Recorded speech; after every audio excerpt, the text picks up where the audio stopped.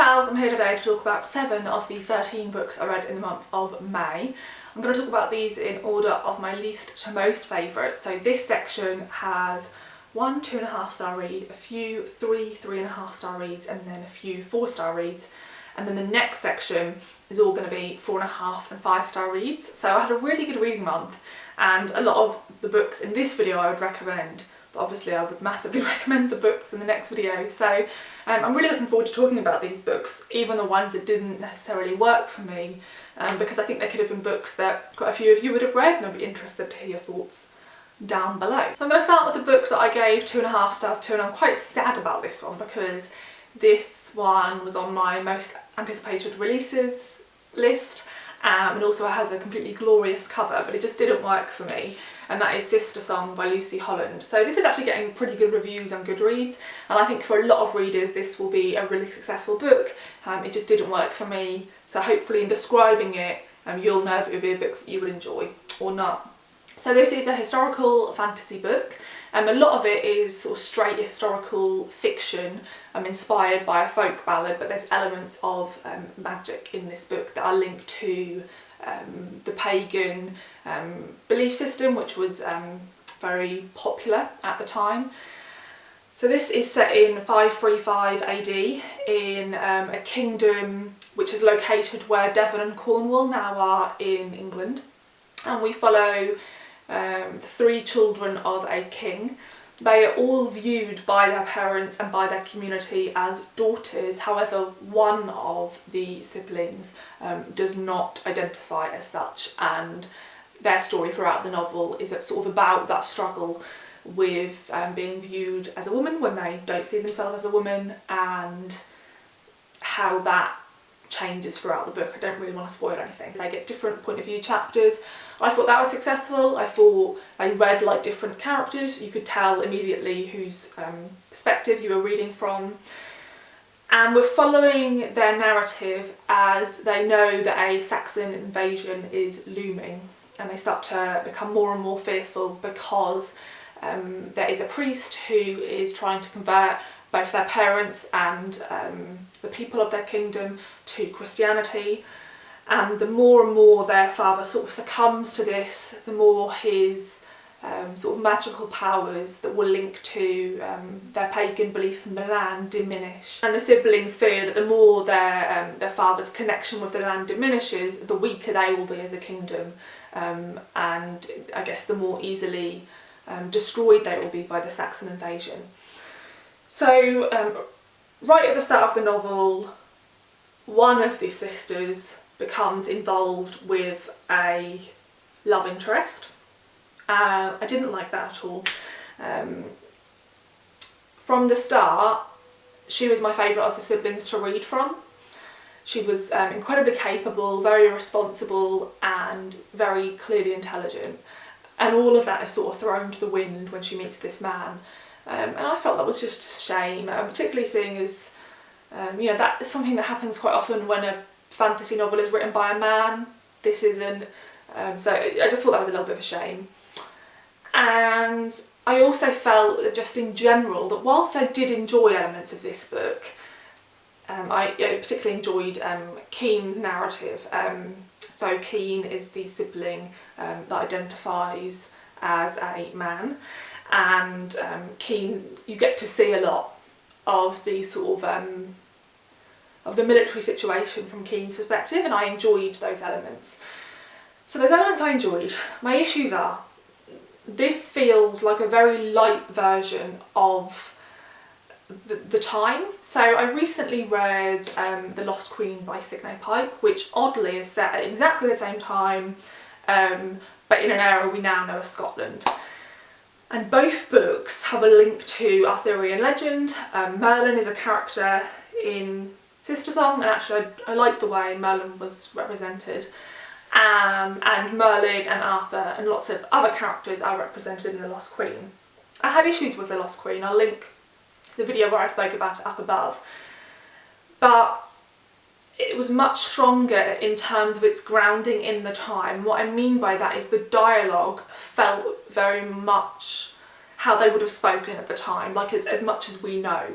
So the dialogue was reminiscent of like how they speak in Lord of the Rings, and the descriptions of people and place very beautiful. Like the nature writing was really beautiful, and I really felt like I was in 535 AD, whereas this felt a little bit like it could have been a different time period. The dialogue every now and again had a little nod to 535 AD, but not really.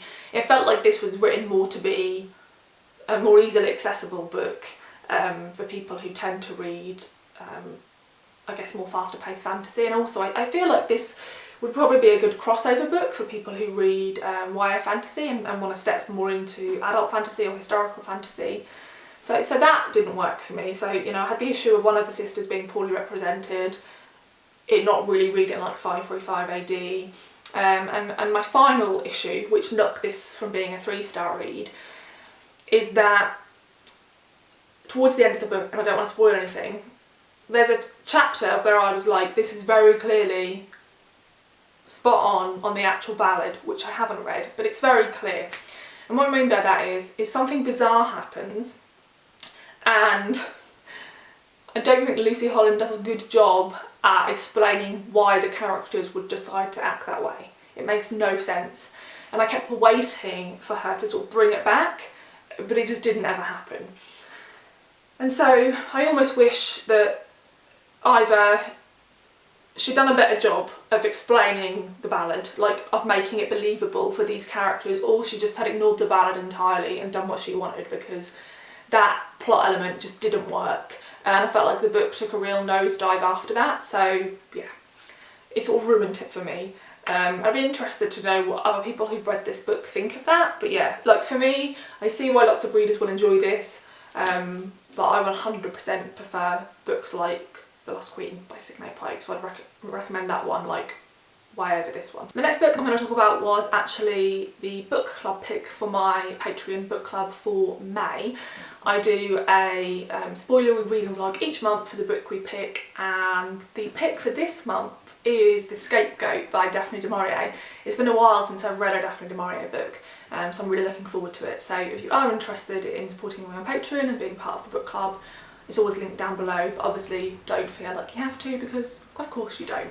So the book we read in May was Patsy by Nicole Dennis-Benn, and whilst I didn't love this book, I thought it was a really good book to talk about for a book club. There was lots of discussion points, and yeah, I really enjoyed filming the reading vlog. So in this book we follow Patsy, who is a woman in her late 20s who lives in Jamaica with her mother, who she doesn't really get on with, and her young child, True, and she has been in love with her best friend Cecily since she was a young girl, and Cecily moved to New York quite a few years before, and so Patsy at the start of the novel is desperately trying to get a visa to go to New York, which she does, like right at the start of the novel. And from that point on the novel splits. It's mainly from Patsy's perspective, but there are also some chapters from True's perspective, and they become more prevalent towards the end of the novel. So there was so much good about this. There's a couple of issues I had with it. One is a me thing. Patsy clearly struggles with depression, and quite a lot of her narrative is pretty bleak. And when she gets to New York, Cecily's in a different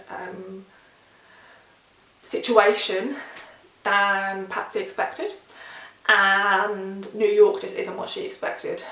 Being an immigrant who doesn't have a work visa is obviously very hard, and she lives a lot of years of intense poverty and just really struggles. And a big part of the narrative is that she really struggles with the fact that she's left True behind, and she feels too much shame to speak to True because she can't afford to send anything back for her. So a big part of the novel is following the fact that they become estranged from one another. And for the first chunk, I struggled with Patsy's perspective because she's very depressed, and I, as a reader, struggle to read about characters with depression. I don't know why. I haven't really suffered any periods of depression in my life, but it makes me feel really low. I'm fine with reading books that have depressing topics in them, but when the character themselves has depression, I find quite hard. And so that I struggled with a little bit, and that's just a personal thing. That's not a criticism against this novel, because it makes complete sense for the narrative. And my second issue with this, I guess, is more of a criticism of the novel itself, is that this is a pretty long book, okay? My edition is just over 400 pages. There's quite small font and there's quite a lot of font to the page. I just felt like this was too long. Nicole Dennis-Benn clearly likes describing everything, but I think to the detriment of the novel. So every time Patsy or True walk past a shop, you know the shop's going to be described. You know that all the goods sitting outside the shop are going to be described, and you know that you'll be told about all the people sitting outside the shop, what they're wearing, what they're talking about, and it just gets a bit much. And I felt that the way Nicole Dennis-Benn describes things in and of itself isn't that beautifully written. It's like fine, but it's not that beautiful that you want it to happen all the time. And so I felt like a really big chunk of this novel was just filled with unnecessary descriptions.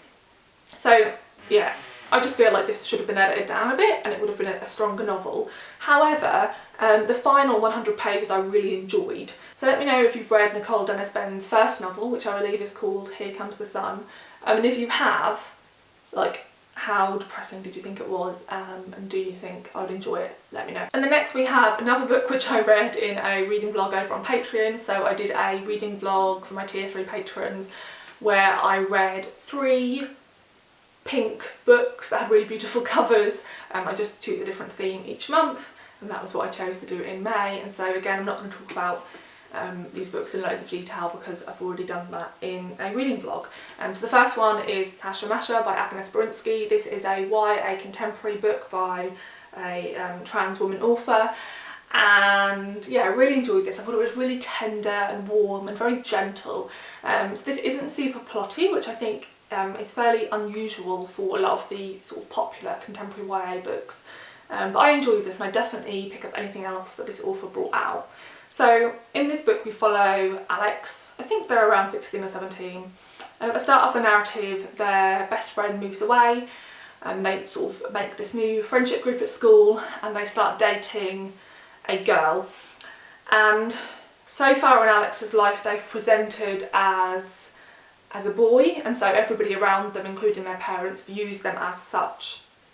And what I appreciate about this book, and what I read in lots of the Goodreads reviews, including from Own Voices reviewers, was that this book focuses on a part of the trans narrative I don't think we see a lot in fiction at the moment, in that Alex is really unsure about their gender identity, and I feel like as a reader you are sort of waiting for Alex to come to a conclusion.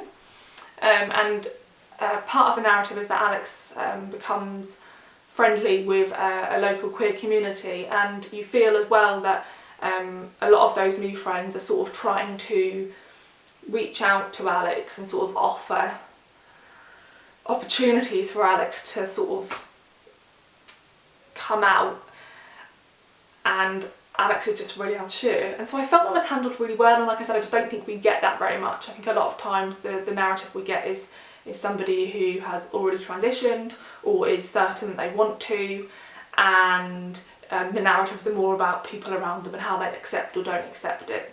So the title of this book, Sasha Masha, reflects the person that Alex feels they want to be, but they don't really know how to articulate that to others.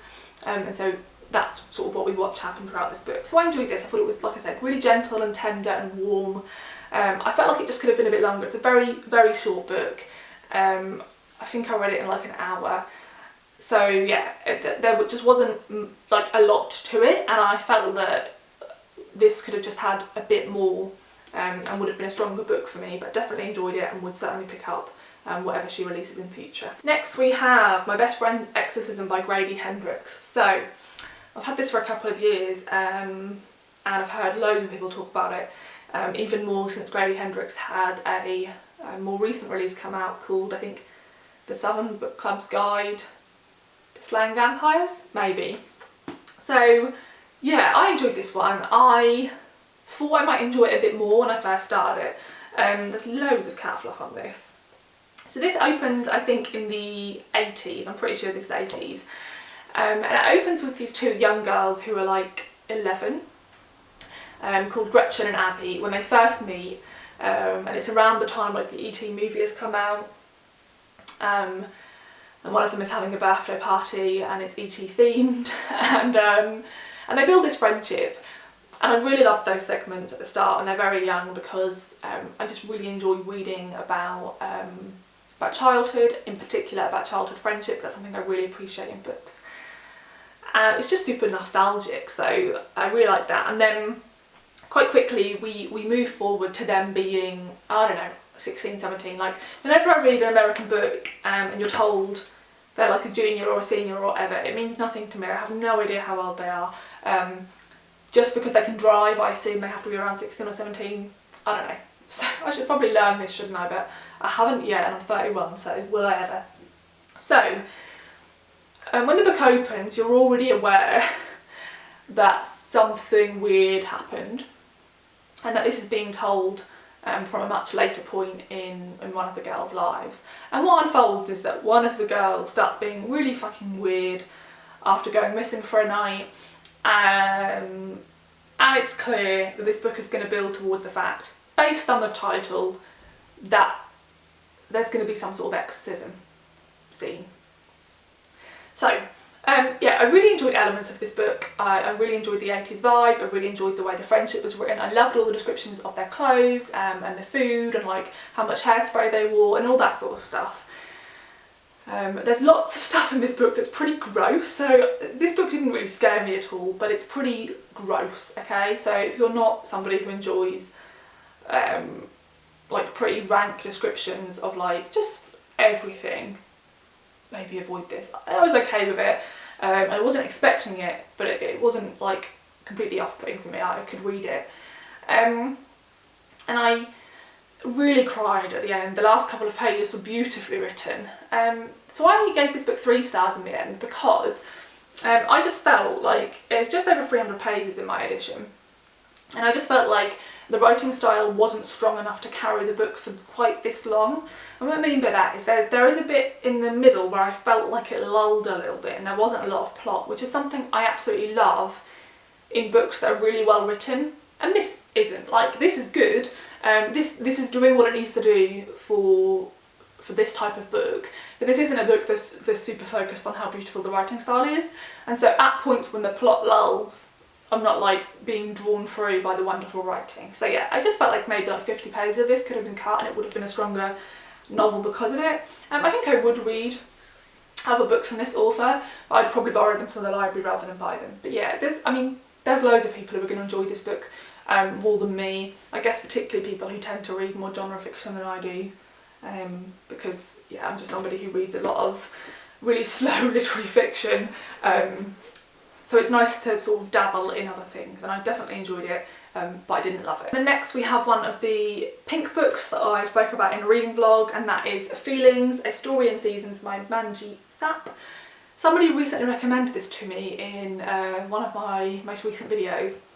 I immediately went and looked it up, saw how beautiful it was, bought it, it arrived, I read it immediately. Which is quite a nice thing to do, because I always look into every book that you all recommend in the comments and usually add them to a list to pick up, but when I saw this graphic book, I'm not sure if you'd call this graphic memoir or fiction, I was like, I can just read that as soon as it arrives, and I did, and this is beautiful. So this author is predominantly an illustrator, and they actually illustrated the cover of The Subtweet by Vivek Shraya, which is one of my favourite book covers. So yeah, beautiful artwork. And this, so in order to explain what I mean by not being sure if this is a memoir or fiction, it says, "The woman you'll meet in these pages is not an exact mirror of myself, but she represents many important parts of me. Above all, I strive to capture the emotional authenticity of my seasonal experiences with anxiety." So this book is split up through the seasons, and it deals with anxiety this character faces as she sort of works a part-time office job which she doesn't enjoy, but she spends the rest of her time like either socialising with friends or trying to draw. And you know that this book is building towards her having an exhibition at an art gallery, and she's trying to get enough work together to present at that exhibition. And yeah, I love this. I mean, she draws just beautifully. There's this section here, which is like made to look like snakes and ladders, which I really loved. There's lots of beautiful drawings of her friends as a real celebration of female friendship. Loads of glorious drawings of plants and flowers. And yeah, the way she captures the seasons is beautiful. So this is quite slight in that there's not an awful lot of text, and it's much more focused on the art. And when I read books like this, I mean, you could read them so quickly if you wanted, but I tend to linger, because when someone's put this much effort into the drawing, like, I don't just want to skip past the page just because I managed to read the text. So this is truly beautiful. Like, I'd happily have most of the pages of this book as prints on my wall, and I definitely want to pick up some of her art as prints. I'll link her Instagram down below so you can go and check her out. Yeah, I thought this was a really great exploration of anxiety and how that's affected by the seasons. One bit that particularly resonated with me was when she was talking about in the summer when it gets really, really warm outside and you feel like you have to make the most of it. But actually when you're out in it, you don't enjoy it as much as everyone else is, because she doesn't like the heat. But then you feel guilty because like you're supposed to be enjoying it, which is precisely how I feel every summer. And it's a real struggle I have, because I'm like, oh, everyone's saying that they're doing all this stuff and they're really enjoying it, and I'm just like, can I stay indoors and avoid this weather? So it was really nice to see that reflected in this book, and I definitely recommend it. It's super beautiful, as I said. So lastly, I want to talk about Silence is a Sense by Layla AlAmmar. I really enjoyed this one. I don't think I've heard anyone talk about it, so yeah, I'd like to hear more people talk about it because I really enjoyed it. So this is written by an author who's from Kuwait, but it follows a young woman who's a Syrian refugee, and she's currently living in a tower block in an unnamed English city. We know right from the start that she is mute because of like some awful traumatic experiences she suffered whilst fleeing her homeland. And because of that, she spends a lot of time sitting in her flat and watching the occupants of the tower blocks around her through the window. And so that's sort of how the novel opens, with each chapter being her telling you about a different flat that she's looking into and the way those characters live their lives, which I really enjoyed. I thought it was really beautifully written. And yeah, I feel like it was just really easy to read, but not in a way where it was like trite. It was really thoughtful, and it's just a really intimate portrayal of all these different people's lives and how our narrator viewed them. And as we follow her through the narrative, she sees something which no one else sees, which she should probably report to the police. And so a big part of the narrative is the sort of fear she has surrounding that event and what she should do about it. We also, interspersed with her narrative, we also get articles that she's writing for a paper, and she is an anonymous contributor, and it's printed online, and so she gets to read like people's responses, and you also get to see the emails back and forth between her and the editor, and the editor just comes across as just an awful person, but also comes across as probably fairly typical of a lot of the people in the UK and how they view refugees. One movie that is the editor keeps asking her to write her own personal story of being a refugee, and it's very clear they want a sob story because they know it will sell really well and they know it will be really emotive. And our narrator sort of refuses to do that.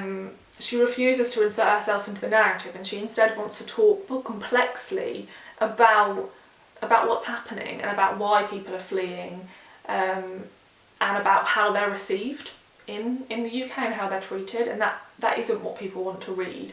And also people constantly question her, I guess, her right to comment on those things, like how qualified she is, and people question whether she is truly a refugee because she won't reveal her name. So there's lots of really interesting discussions both going on in her narrative as she watches these people and in these articles. And one section I thought was particularly interesting was this paragraph, so I just want to read out to you. There is an obsession here with memory, its preservation and dissemination and accuracy. The obsession is typified in the language itself. Memory, recollection, recall, retention, remembrance, reminiscence, impression.